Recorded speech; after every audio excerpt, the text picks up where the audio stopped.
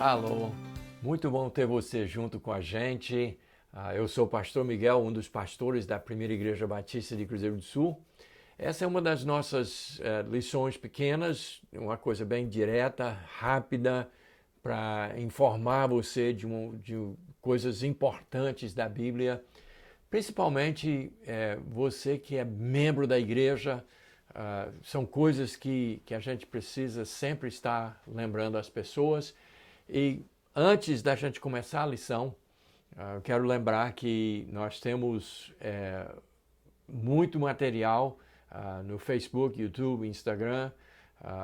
Você pode acessar, o Fredson vai nos ajudar colocando os meios de você encontrar os materiais, mas nós estamos, apesar de não tendo os cultos presenciais, estamos tendo os nossos cultos live normal, 3 vezes por semana, na quarta-feira às 19h30, pontualmente às 19h30, e aí domingo de manhã às 9 horas, a nossa EBD, e aí domingo à noite o nosso culto de evangelismo às 19h30 com a banda, com o grupo de louvor e tudo, para você poder participar um pouco mais em casa, poder cantar e tal.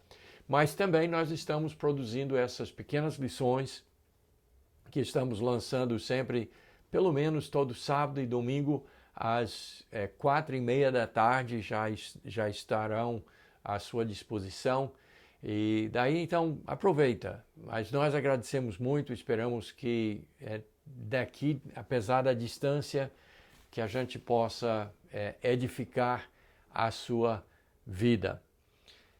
E para essa lição de hoje, nós queremos mostrar uma mudança em uma igreja local num período não muito longo. E isso porque nós vivemos em uma época de muita doutrina falsa, de muita igreja se desviando, se desvirtuando, e nós não vamos nem falar em igreja que não é igreja, que são seitas, esse pessoal da prosperidade, das curas e milagres e tudo aquilo. Realmente essa lição não se aplica a essas pessoas, mas nós estamos falando de igrejas locais legítimas, que têm uma sã doutrina, que têm uma posição sólida, mas que poderão passar por uma transição perigosa e que nós precisamos alertar. Então, nós vamos falar de uma igreja que surgiu na Turquia, que não era chamada de Turquia naquela época, mas uma igreja por nome Igreja da Laodiceia. E essa igreja, nós não sabemos exatamente quem fundou essa igreja. Nós suspeitamos que talvez tenha sido uma pessoa por nome Epáfras. E só que no ano 60, o apóstolo Paulo escreveu uma carta a uma outra igreja, a igreja dos Colossenses, também na Turquia. E interessante que o apóstolo Paulo, apesar de ter fundado muitas igrejas, ele não foi o fundador da igreja dos Colossenses e nem dos Laodicenses. Mas mesmo assim ele mandou cartas às duas igrejas. Para nós sobrou a carta aos Colossenses, mas a carta aos Laodicenses, e nós sabemos que existiu essa carta que Paulo escreveu para essa igreja, que não foi uma igreja fundada por ele, mas era uma igreja legítima, até porque, como nós vamos descobrir daqui a instantes, no livro de Apocalipse, nos capítulos 2 e 3, onde o apóstolo João, exilado na ilha de Patmos, em prisão domiciliar na ilha de Patmos, escreveu a 7 igrejas. E justamente a igreja de Laodiceia é uma dessas igrejas que é referida, então, no livro de Apocalipse. Mas o apóstolo Paulo, que foi fundador de muitas igrejas, mas mesmo assim, outras igrejas que foram fundadas por outros crentes, ele também mandava cartas para essas igrejas e ele mandou uma para os Colossenses, onde ele faz referência aos laodicenses e ele faz uma referência dando a entender que no ano 60, quando ele escreveu aos Colossenses, ele tinha uma preocupação de que as cartas também fossem lidas em todas as igrejas. E ele faz uma referência a isso. Mas se você quiser conferir na sua Bíblia, somente no livro de Colossenses, no capítulo 2, ele fala dos laodicenses e a sua preocupação com eles. E no capítulo 4, no último capítulo, quando ele dá as suas instruções finais, ele fala nos versos 13, 15 e 16 sobre a igreja de Laodiceia e dos laodicenses. Então, o apóstolo Paulo, nessa ocasião, ele tem a igreja de Laodiceia como uma igreja saudável, uma igreja em boa posição, uma igreja importante, uma igreja que ele amava. E a igreja, nessa altura, parece que estava tudo bem. Ele só mandava as cartas com instruções, com ensinamentos para todas as igrejas. E em todas essas igrejas, mesmo não sendo fundadas por ele, mas ele considerava igrejas legítimas, boas e saudáveis. Isso no ano 60. Mas quando João, o apóstolo João, lá da ilha de Patmos, por volta do ano 96 a 97, portanto, quase 40 anos depois, quase 40 anos, lembra esse número 40, entre os anos 96 e 97, não sabemos assim com precisão, mas foi quando João, o apóstolo, escreveu o livro de Apocalipse. Ele escreveu uma parte para as 7 igrejas da Ásia, daquela região onde ele estava, e uma dessas igrejas era a igreja de Laodiceia. Das 7 igrejas, que você pode conferir lá nos capítulos 2 e 3 de Apocalipse, para todas as igrejas ele fala as suas qualidades, os seus defeitos, fala o que é que precisa ser corrigido, o que é louvável, o que é bacana, o que não é. E com exceção de uma igreja, apenas uma igreja, ele não falou nada assim muito grave, falou da pobreza da igreja. Mas quando chega na igreja de Laodiceia, ele não tem nem coisa boa para falar, só tem coisa ruim para falar sobre a igreja de Laodiceia. E ele diz lá em Apocalipse capítulo 3, ele fala lá pelo verso 15 e 16, ele diz: eu conheço as tuas obras. Eu conheço as tuas obras. E eu conheço que as tuas obras são tais que você não é nem frio e nem quente. É uma igreja morna. É a igreja de Cristo. Continua sendo a igreja de Cristo. Mas uma igreja que se transformou, uma igreja que deixou de ser o que era para ser diante de Cristo, que é a cabeça da igreja, que é chefe da igreja. E nós estamos falando de igrejas locais, porque na Bíblia só tem igreja local, não tem esse negócio de igreja universal, de nenhum tipo. As igrejas sempre no Novo Testamento são tratadas como corpos individuais, cada um com a sua identidade, cada um com as suas qualidades e com os seus defeitos, mas tendo uma mesma doutrina, uma mesma posição e uma mesma expectativa.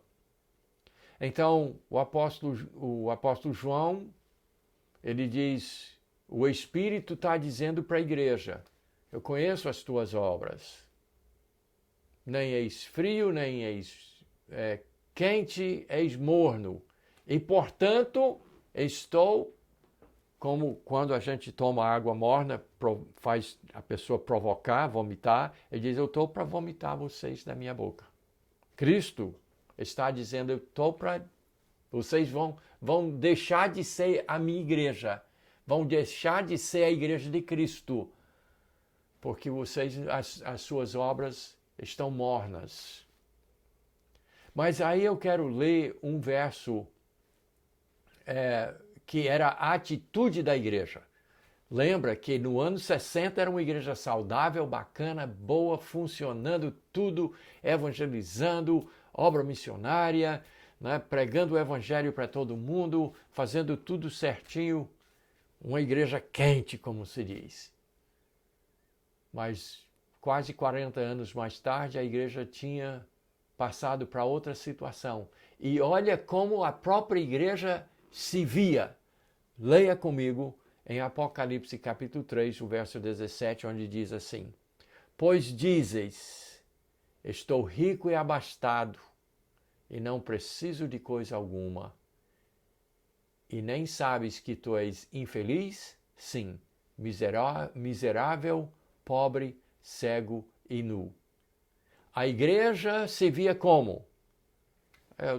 Nós estamos ricos, nós temos tudo, não preciso de ninguém não, não preciso de nada, nós somos autossuficientes, ninguém precisa de coisa alguma. Mas Cristo diz o que sobre essa igreja? É uma igreja infeliz, igreja miserável, pobre, cego, nu. Já pensou? Cristo falar isso de uma igreja? Mas a igreja tinha passado por uma transição, por uma transformação ruim. Começou uma igreja boa, com doutrina saudável, com evangelismo, com missões. Mas no decorrer do tempo, eles ficaram prósperos, ficaram ricos, se encheram de bens. E se nós fôssemos traduzir para os dias de hoje, nós temos igrejas hoje onde os membros estão começando a subir na vida. Já conseguiu, né? Começou com a bicicleta, depois passou para a moto, agora está com carro, aí passou por um carro usado, agora está com carro zero. Começou morando numa casa alugada, depois conseguiu fazer uma casinha de madeira, depois fez uma de alvenaria e depois decidiu mudar para outro bairro mais requintado e fez uma mansão. E depois acontece o que espiritualmente com esse membro? Começa a focalizar nos bens que possui e esquece de onde veio, esquece as suas raízes, esquece o que é mais importante, esquece o relacionamento íntimo com a palavra de Deus, com a oração, com o evangelismo, com o compromisso com doutrina, o compromisso com o cuidado próximo, ajudar as pessoas, fazer o que for necessário para ser um cristão inteiro, completo, íntegro e integral. E isso, naturalmente, a igreja é feita de membros. E se os seus membros todos prosperam, a igreja também, os dízimos aumentam, as ofertas são boas, e de repente começa a esquecer missões, começa a focalizar mais na profissão, na faculdade, na família, nos bens, nas coisas.